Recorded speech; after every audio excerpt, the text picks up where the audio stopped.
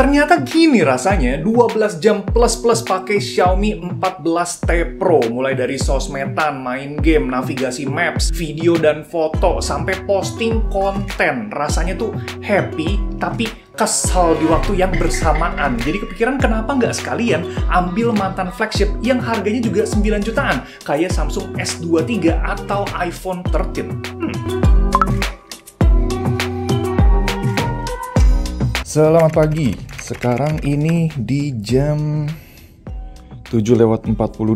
HP-nya sebenarnya udah gue setup ya, tapi belum gue masukin SIM card, account juga masih account yang kosongan, segala macem.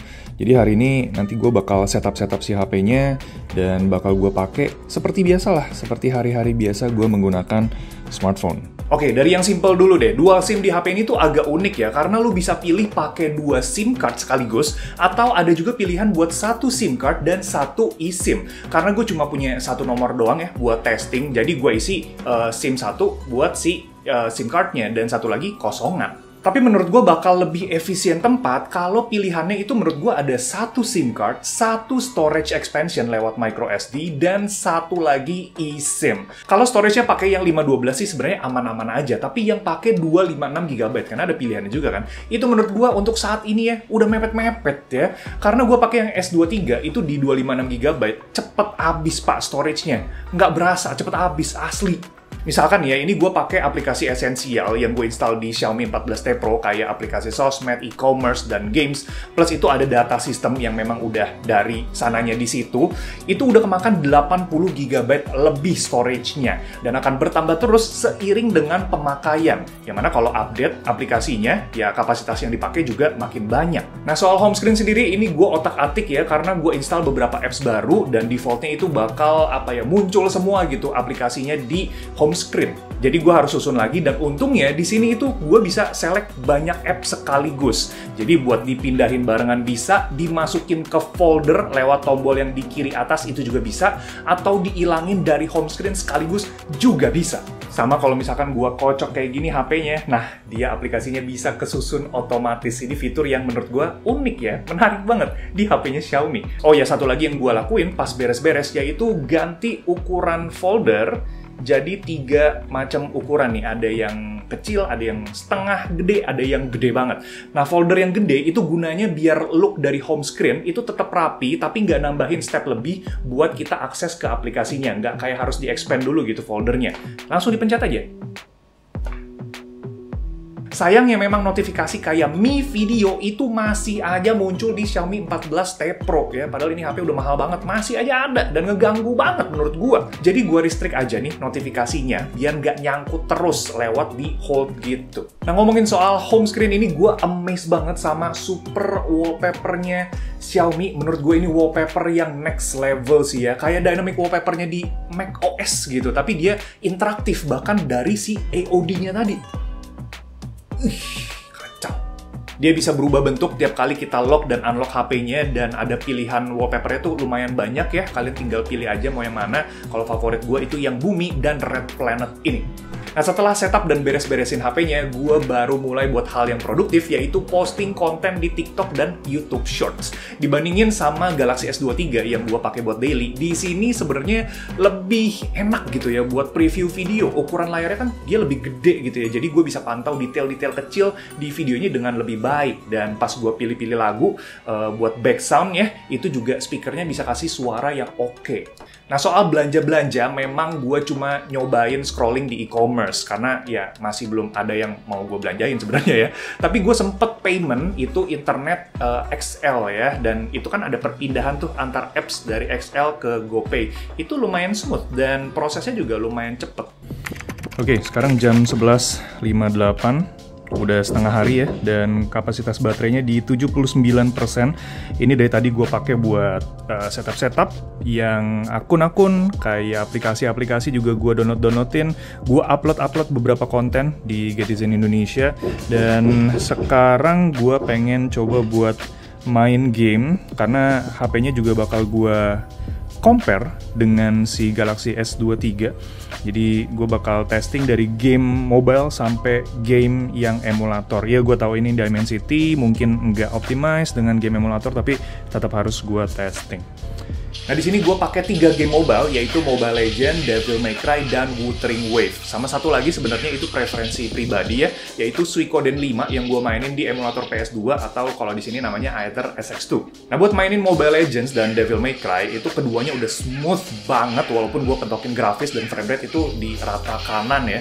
Dan responsivitas layarnya atau kita sebutnya tuh apa ya, touch sampling itu juga berasa gercep banget buat mainin combo di Mobile Legends. Ini gue pakai badam itu asik. Sayangnya buat Wuthering Wave memang dia, kenapa frame rate-nya kok mentok di 30 fps ya lewat si monitoring dari Xiaomi-nya. Walaupun gue udah atur nih ke 60 sebenarnya. Apakah karena optimalisasi game dengan chipsetnya atau memang dikunci cap di 30? Kayaknya enggak deh. Kalau lu pernah ngalamin problem yang sama, boleh banget di komen di kolom komentar ya. Karena gue baru main banget nih, jadi butuh wawasan yang lebih luas. Nah, buat emulator nih, stigma soal Dimensity yang nggak cocok buat main game emulator, itu sebenarnya terpatahkan di sini ya. Karena gue main Suikoden 5, ini pakai upscale multiplayer di 6 kali, coy. Itu masih adem-adem aja, smooth aja di 20-30 fps. Mantap kali. Nah, abis gaming sekitar jam 1:50 itu gue berangkat ke event, dan di sini gue mencoba untuk konekin si Xiaomi 14T Pro ke Android Auto di head unit mobil, tapi ternyata kagak bisa ya, entah kenapa. Jadi akhirnya gue pakai maps manual yang ditaruh di depan speedometer. Tapi sebelum nyampe ke event, gue sebenarnya nyobain buat naik MRT dulu, karena ini kedua kalinya gue pakai MRT di Jakarta, dan sekalian ngejawabin request warga Getizen buat video tes Instagram Story di Xiaomi 14T Pro. Walaupun hasilnya udah gue bagiin di story Getizen, tapi kita coba lihat lagi nih ya perbandingannya side by side. Yang file raw videonya itu di sebelah kiri, yang udah diupload ke story via galeri itu di bagian tengah, dan paling kanan ini kamera Instagramnya ya. Gimana menurut kalian soal hasilnya? Tulisin di kolom komentar ya, kalian yang review. Nah, gue juga sempat foto-foto di kawasan Bundaran HI dan venue eventnya, itu pakai ketiga lensa belakang Xiaomi 14T Pro, yaitu ada ultra wide 12 megapiksel, kamera mainnya itu di 50 megapiksel, dan telefoto 66 mm di 50 megapiksel juga. Style fotografinya ini gue pakai yang Leica Authentic semuanya, biar ada kesan kayak dark, mendung-mendung gimana gitu. Style atau filter kamera ini juga berlaku buat ketiga lensanya ya, termasuk si ultra wide nih. Sayangnya emang di lensa ini tuh terlalu pekat gitu ya kontras sama shadow-nya. Dan tone warna tiap lensa itu juga beda-beda. Misalkan yang digital zoom dan optical ini. Jujur yang telenya ini keren banget ya, kayak zaman-zaman medieval gimana gitu. Nah, foto portrait pakai lensa tele juga bikin si Comic Gadget apa, ini jadi apa ya, cinematic dan detailnya juga dapet. Sayangnya pas gua wifi bareng sama teman-teman kreator, dari 3 foto cuma ada 1 yang hasilnya jernih merata. Nah, di event gue juga ngandelin kameranya Xiaomi 14T Pro buat nge-capture si acaranya nih. Tapi sayangnya, ini yang gue bilang tadi, tapi sedih gitu ya, karena pas gue pengen zoom in, zoom out, itu perpindahan antara lensanya kasar banget pak ya. Tone warnanya juga ini berubah, dan jujur bikin hasil videonya tuh kurang oke, dan gue harus take berulang-ulang biar dapetin apa ya, shot yang pas gitu. Oke, pas malam di jam 7:23, HP-nya terpantau low bat dan dapat screen on time di 6 jam 27 menit. Ini pemakaian yang intensif ya, dan super wallpaper-nya juga ini berimbas sebenarnya ke si baterai HP-nya. Jadi mungkin kalau misalkan kalian pakai HP-nya dengan lebih santai atau tanpa animasi-animasi ini itu, ya itu baterainya bisa jauh lebih awet dari ini. Dan di perjalanan pulang, ini gue ngecas HP-nya pakai power bank biar nggak terlalu abis-abis amat gitu ya, dan sampai di rumah, ini gue lanjut ngecas HP-nya pakai charger yang 120 watt.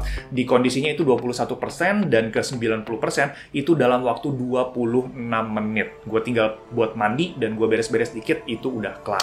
Oke, jadi selama 1 hari dengan screen on time di 6 jam lebih pakai Xiaomi 14T Pro, ada beberapa keunggulan dan kekurangan yang gue dapetin nih. HP ini itu unggul buat pemakaian entertainment dan daily kayak sosmed, main game, sampai belanja. Kameranya pun kalau lu pakai buat motret itu bisa diandelin, khususnya pakai style yang Leica Authentic. Tapi kekurangannya itu ada di video. Ini bikin gue apa ya, nggak pede gitu pakai kamera si Xiaomi 14T Pro buat konten-konten. Perpindahan antara lensanya itu patah-patah dan warnanya juga jomplang. Agak bikin rese ya, karena harus ambil berkali-kali gitu videonya biar dapetin yang paling pas. Pemakaian baterainya sendiri ini cukup ya buat seharian untuk intensif kayak yang gue lakuin dari pagi sampai malam tadi. Itu tetap tahan bahkan lebih dari, nggak nyampe sih, sekitar 12 jam.